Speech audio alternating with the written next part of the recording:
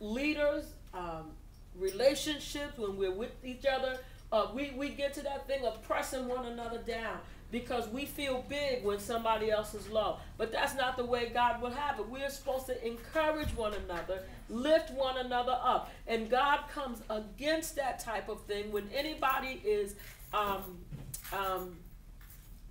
oppressing another for whatever reason. And we all have, if we're not careful, we will oppress somebody else. Because if we've been oppressed for so long, then we don't know how to live free. So all we know how to do is oppress somebody else. All we know how to, you ever been around a person where they never say anything good? All they're doing is, but they're pointing out all your negative stuff all the time, never encouraging you or anything like that, because that's how their life has been.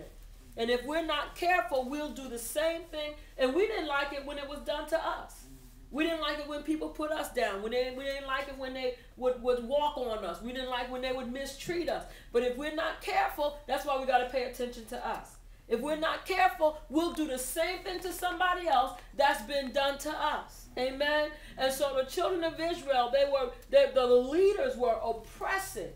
And God was looking for them to encourage, to build up, to help, to provide for, to care for, to nourish. Amen? And they did the opposite.